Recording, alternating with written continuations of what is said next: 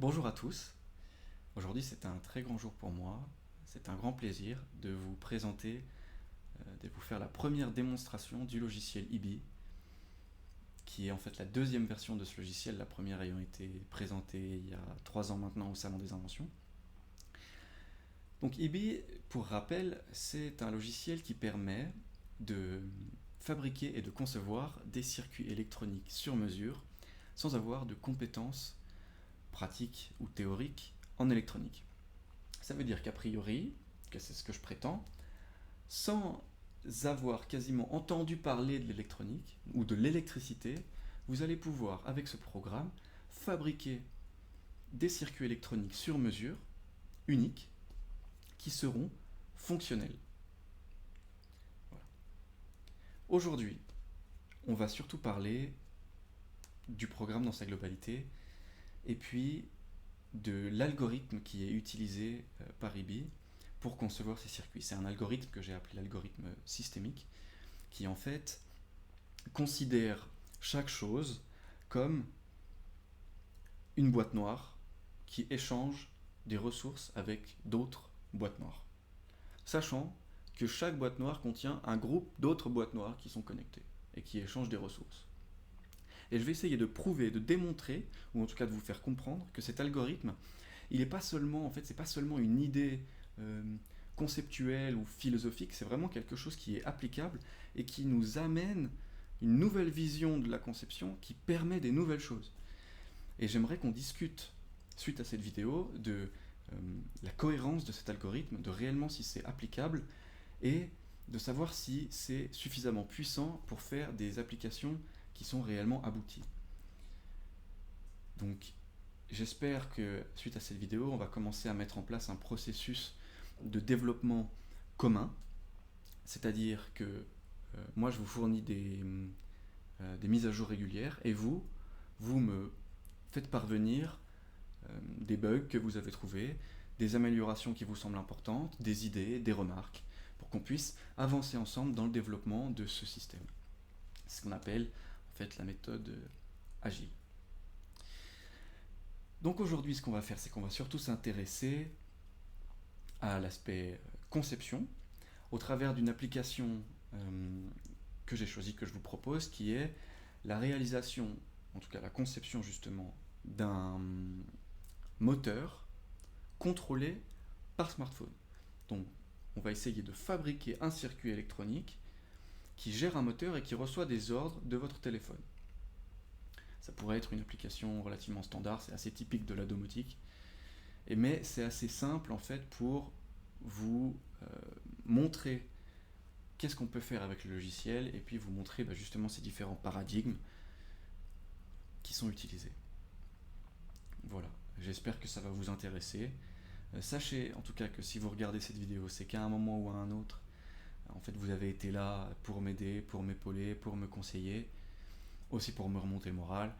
Donc ça a fait vraiment une belle différence. Ce que vous allez voir aujourd'hui, en fait, vient aussi de vous, dans un sens. Et voilà, je vous en remercie vraiment infiniment. Et puis, on va commencer à travailler ensemble.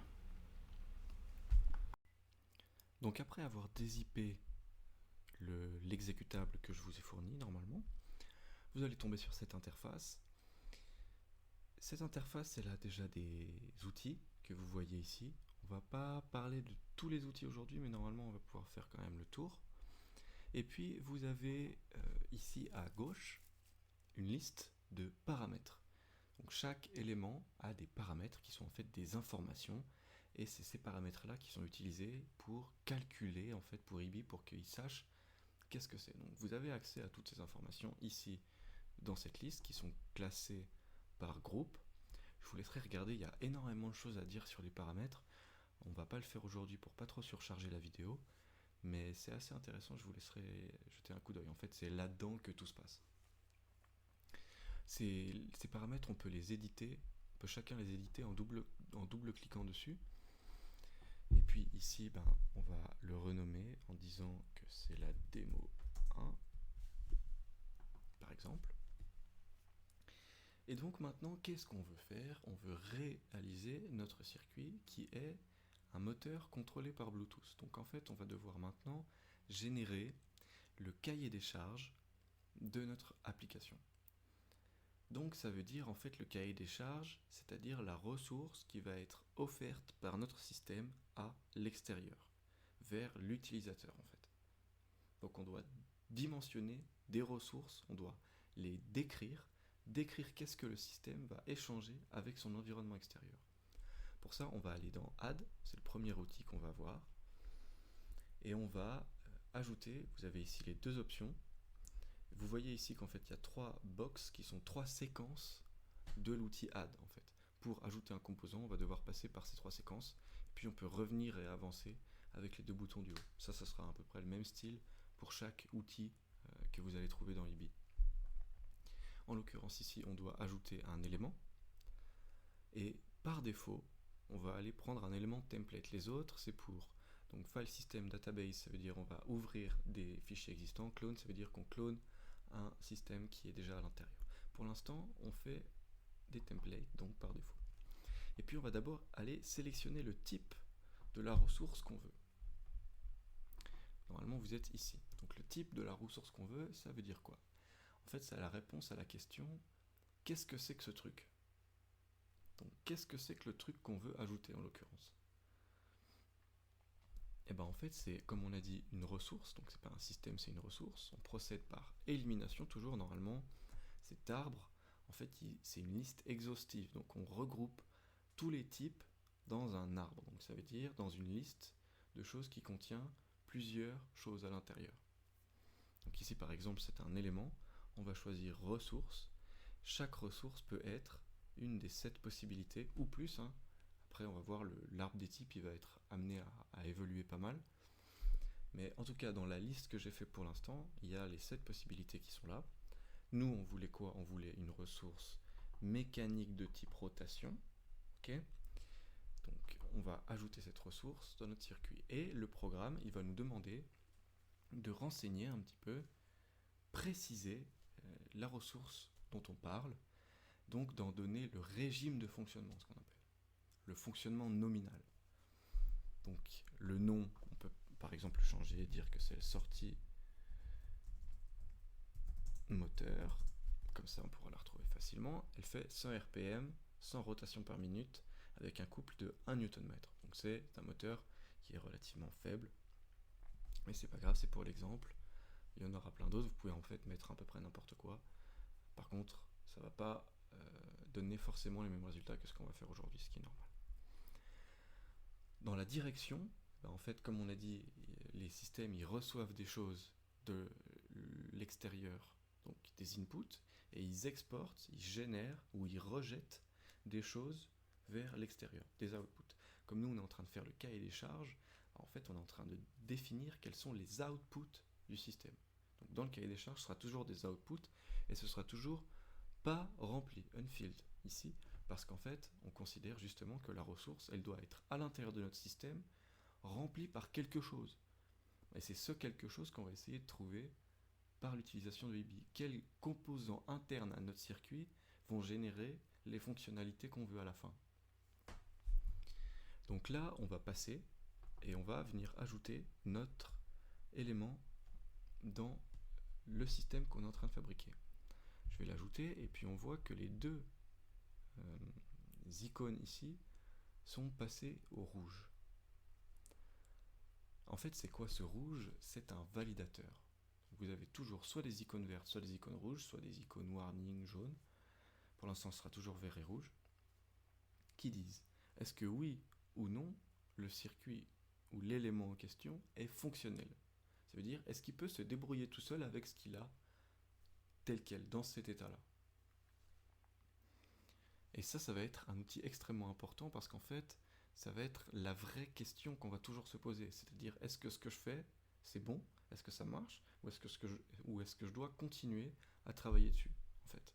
Tant que c'est pas des icônes vertes, ça veut dire que le circuit n'est pas fonctionnel. On doit continuer à travailler, on doit continuer à utiliser IBI pour générer la fin de notre circuit. C'est ce qu'on va voir aujourd'hui.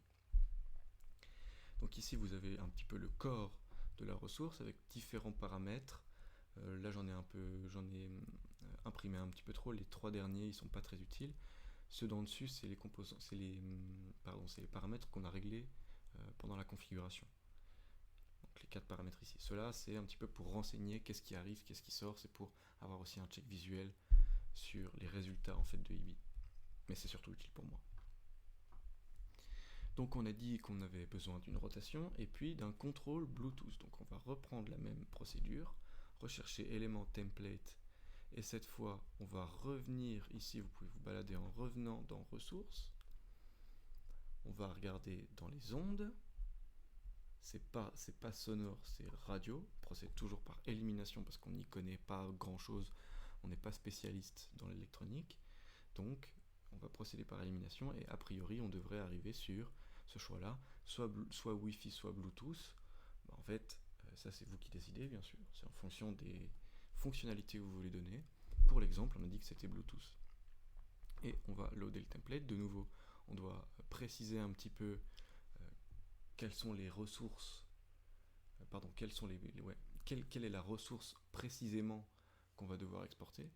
Donc ici le nom, on va la changer, puis on va dire que c'est communication. Le protocole Bluetooth, en fait, le protocole Bluetooth, c'est pas seulement Bluetooth, il y a plusieurs versions, il y a plusieurs protocoles, c'est un petit peu spécifique et compliqué. De nouveau, quand on ne sait pas, on laisse par défaut. Normalement, IBI propose toujours les choses qui sont relativement les plus standards ou les plus libres, en fait. Donc c'est toujours un petit peu les choses qui vont vous arranger, si vous n'y connaissez pas grand-chose, comme c'est mon cas. Le range, donc, ça veut dire la distance, en fait, d'émission et de réception. Donc ça veut dire que vous allez pouvoir communiquer ici, si vous laissez 25 mètres, ça veut dire que vous allez pouvoir communiquer à 25 mètres entre les périphériques dans un espace libre. C'est un petit peu, on va dire, assez standard, hein, c'est un peu la valeur par défaut. Peut-être que mes collègues en RF sauront mieux que moi, mais je pense que c'est à peu près ça. De nouveau, output et field pas coché. Et puis, un canal, ça c'est peut-être un petit peu secondaire. Vous pourrez aller regarder un petit peu ce que ça veut dire. Dans notre cas, c'est pas très important, c'est juste qu'il y a un seul canal de communication. Bref. On passe et on place. Voilà. Alors là, premier bug, vous voyez que j'ai écrit un nom un peu trop long, il dépasse sur les images. Donc ça c'est un truc que vous pourrez me faire remonter, je vous expliquerai après comment. Bref, c'est pas très grave, pour l'exemple, on va peut-être le changer pour vous montrer comment modifier quelque chose qui existe. Vous pouvez double-cliquer sur un élément pour en voir l'intérieur. Comme on l'a dit, chaque élément a des éléments internes. C'est des boîtes noires dans des boîtes noires. Donc si vous voulez aller modifier un élément, vous pouvez aller cliquer dessus et puis vous allez pouvoir le modifier d'ici. Alors ici, qu'est-ce qu'on a qui voulait pas? Ah ouais, c'était communication qui était un petit peu trop long, c'était pas très joli, alors on va mettre comme. Voilà. Et puis on a les paramètres ici qu'on a vu tout à l'heure. Voilà, on est revenu, ok, c'est un peu plus joli, bon, super. Donc maintenant, l'idée, c'est de demander à IBI qu'est-ce qu'on va faire, qu'est-ce qu'on doit faire maintenant pour que notre circuit il puisse avoir les fonctionnalités qu'on a décrites ici. Et en fait, là, il y a un nouvel outil qui va être très important pour la suite, c'est l'outil Solver. C'est l'outil qui va vous dire qu'est-ce qui ne va pas. Donc il va d'abord vous donner les différents symptômes, vous dire d'où ça vient, donc là c'est la sortie moteur. Elle va pas, mais en fait c'est normal, elle va pas parce qu'il n'y a pas de composant qui génère cette ressource à l'intérieur de notre système. Donc il n'y a pas de moteur, il n'y a pas de driver moteur. On n'est pas obligé de savoir ce que c'est un driver, mais en tout cas on sait que ça va pas. Bon. Il y a deux possibilités pour ne plus avoir le problème de la sortie moteur, et en fait plus généralement il y a toujours deux possibilités, au moins deux possibilités pour ne plus avoir un problème qu'on a. C'est soit d'éditer le paramètre, donc ça veut dire faire taire le problème, supprimer le problème, ou remplir la ressource, donc résoudre le problème. En l'occurrence, ce sera toujours mieux de faire résoudre, parce que sinon on se retrouve au final avec la solution triviale, c'est-à-dire un système vide. Nous, c'est pas ce qu'on veut, on veut un système plein qui fait des choses. Donc on va ajouter une ressource, et on va demander à IBI de nous trouver qu'est-ce qui satisferait ces ressources-là? Donc ces deux ressources qui sont montrées ici, vous pouvez leur donner un poids, vous pouvez les booster un petit peu, donc dire j'aimerais plutôt m'intéresser à celle-là pour l'instant, ou pas, hein, vous pouvez laisser comme ça. Là normalement, devrait nous trouver quelque chose qui va remplir la ressource rotation, et il va la trouver dans la base de données. Donc on fait la recherche et il nous propose une liste, en fait, une liste de composants, qu'on peut naviguer comme ça ici, une liste de composants qui satisferait au mieux les besoins actuels du circuit, selon nos réglages, selon ce qu'on a mis à l'intérieur. Voilà, selon IBI, c'est la meilleure solution, le meilleur ajout qu'on pourrait faire. C'est celui-là, le moteur contrôlé. Donc vous voyez ici quelques informations, les previews de sa géométrie, donc de son corps, qu'on va un peu plus développer tout à l'heure. Et puis si vous voulez avoir un peu plus d'informations sur ce que va faire en fait ce système à l'intérieur de notre système, vous pouvez regarder dans le détail, et puis il va vous montrer un petit peu qu'est-ce que ça fait d'avoir ce nouvel élément à l'intérieur. Ça va gérer la sortie moteur, donc celle-ci elle sera OK. Par contre la ressource COM ici elle ne sera pas OK, elle n'a pas été prise en compte elle n'est pas remplie par le système moteur contrôlé, donc le moteur contrôlé n'émet pas et ne reçoit pas de Bluetooth. Et puis il y a 4 autres nouvelles ressources qui vont devoir être remplies elles aussi. Donc on sait qu'il va y avoir 4 nouveaux problèmes dans le système. Mais en fait, selon IBI, c'est la meilleure solution, donc on va lui faire confiance et on va placer le circuit ici. Ensuite, la deuxième chose qu'il faut faire maintenant qu'on a ajouté notre système, c'est bien sûr de le connecter avec l'outil Connect ici. Et là, de nouveau, IBI va nous dire qu'est-ce qui est le mieux. En fait, il va nous proposer ce qu'on peut faire, sans qu'on ait besoin d'essayer de chercher trop en profondeur. On pourra aller chercher en profondeur si on le veut, mais si on ne le veut pas, on va tout droit et on lui fait confiance. Tant que le bouton Connect est ouvert ici, est accessible, on va cliquer dessus.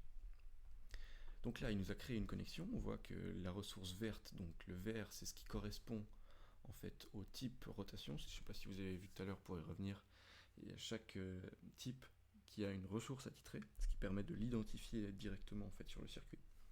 C'est la couleur aussi du tour des éléments. Et puis la ressource ici, elle est devenue verte, elle a une icône verte, ça veut dire qu'elle, en l'état, sans considérer le reste, elle, en l'état, elle est fonctionnelle. Donc, on a un problème de résolu. On voit qu'il y a toujours des problèmes qui ne sont pas résolus. Hein. L'icône rouge ici qui fait foi, qui dit que le démo 1 n'est pas, donc le système qu'on est en train de faire n'est pas fonctionnel. Donc on va reprendre la même procédure, on va faire solver, et on va avoir plus d'informations sur pourquoi ça ne va pas. Et là, on voit qu'il y a une nouvelle ressource en question qu'il faudrait remplir. Donc c'est la ressource COM, c'est celle-ci, c'est celle qu'on a remplie tout à l'heure. Enfin pardon, c'est celle qu'on a précisée tout à l'heure, ça fait partie de notre cahier des charges. Donc là, on va reprendre la base de données, et puis on voit qu'il y a 4 nouveaux problèmes en fait qui ont été ajoutés, qui sont les 4 ressources ici. Donc maintenant, on a résolu un problème, ça a amené d'autres problèmes.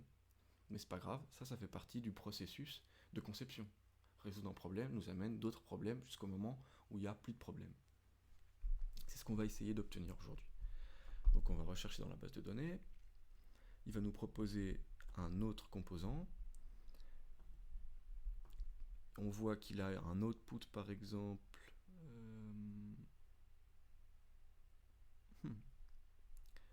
Bon, il n'y a pas tous les outputs, on dirait ici. Ah si, pardon. Donc on voit qu'il sort un output Bluetooth. Ok.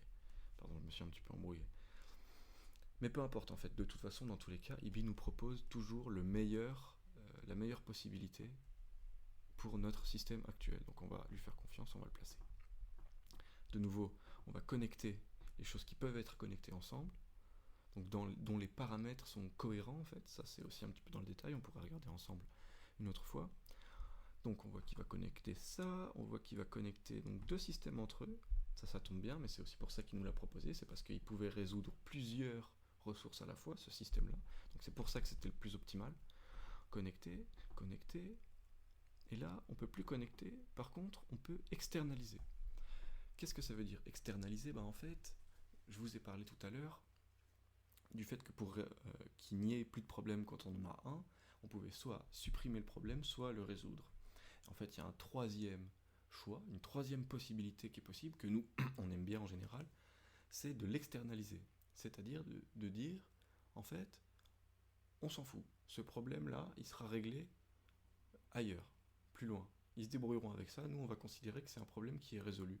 Donc ça va être, en fait, ça va devenir une ressource en input, un besoin.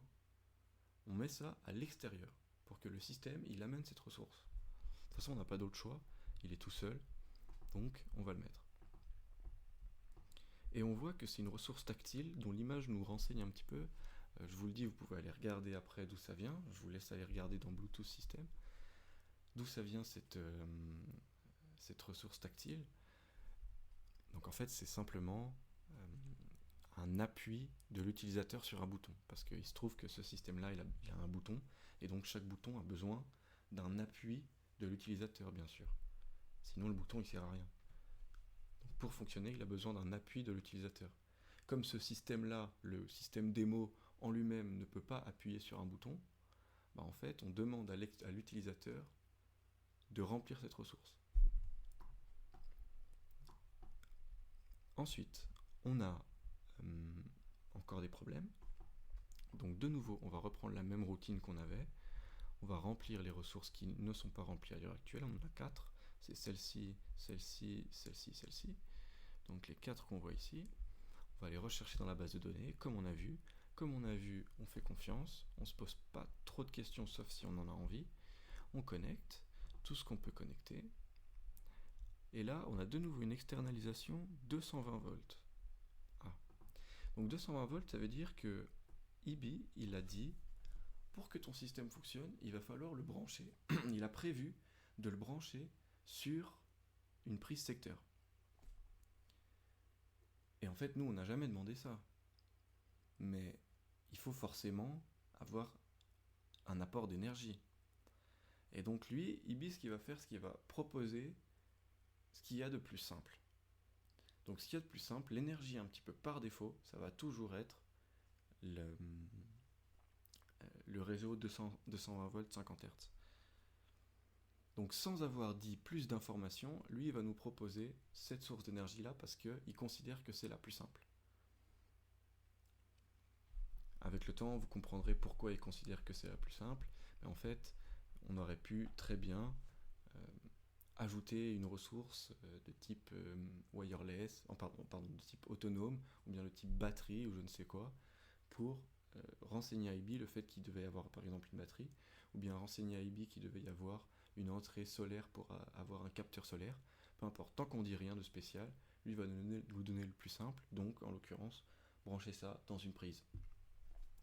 Voilà, il nous reste encore une croix rouge qu'on va aller remplir de la même manière que d'habitude.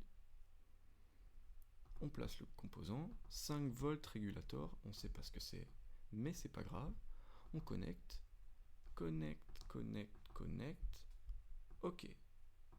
Tout est vert. Mazel tov, ça veut dire qu'on a terminé la conception du circuit. Alors on pourrait se dire, mais qu'est-ce que c'est, on a ajouté 4 composants, là ça va pas. Mais en fait non, ces composants, ils contiennent plein d'autres composants. Donc on a parlé tout à l'heure du Bluetooth System, il contient aussi plein d'autres choses. Donc par exemple, le pull-up button qui voulait justement prendre le reset button, il a à l'intérieur aussi plein de boutons, il a une résistance aussi. Et à l'intérieur, là on voit qu'il y a juste des ressources, donc ça veut dire que ça c'est un système qui est le plus bas possible. À l'intérieur, il n'y a pas d'autre système, c'est le plus bas. Ça veut dire qu'il va transformer une ressource tactile en des ressources électriques. Voilà, donc on se retrouve ici maintenant avec notre système. En fait, si on regarde, on se retrouve avec 2 entrées et 2 sorties. Et ça, on peut le voir ici dans la géométrie si on regarde, parce que maintenant ça c'est à l'intérieur de la boîte. Nous on regarde à l'intérieur de la boîte démo 1. Qu'est-ce qui se passe? On est en train de fabriquer en fait démo 1, donc le système actuel.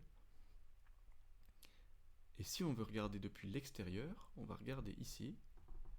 Et là, on voit, dans l'éditeur de géométrie, vous pouvez aller le retrouver, que justement, comme on disait, à gauche, il y a les entrées, tactiles et 220 volts, donc ça veut dire que pour fonctionner en totalité, le système, il aura besoin que l'utilisateur il puisse appuyer sur un bouton, et puis qu'on puisse brancher ce système sur 220 volts. Donc il a besoin d'une prise et d'un utilisateur pour fonctionner.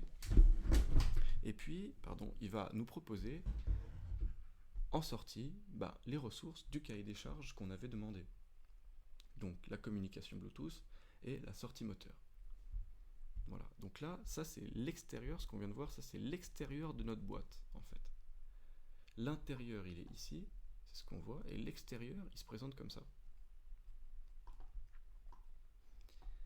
Donc là le circuit il est maintenant terminé, il y a la conception du circuit est maintenant terminée, il va falloir faire la réalisation, le dessin physique du circuit. Et ça, c'est ce qu'on fera dans la prochaine vidéo, parce que là, on a déjà beaucoup de matière. Moi, j'ai aussi encore quelques bugs à résoudre. Donc, on va voir ça la prochaine fois. Je vais juste vous faire un petit aperçu pour vous montrer qu'on a réellement conçu le circuit. Ici, moi, j'ai un onglet Layout que vous n'avez pas, mais je vous le montre quand même pour vous faire un petit trailer. Donc, vous voyez qu'ici, on a 4 composants, qui sont en fait 4 groupes de composants qui sont déjà préconnectés.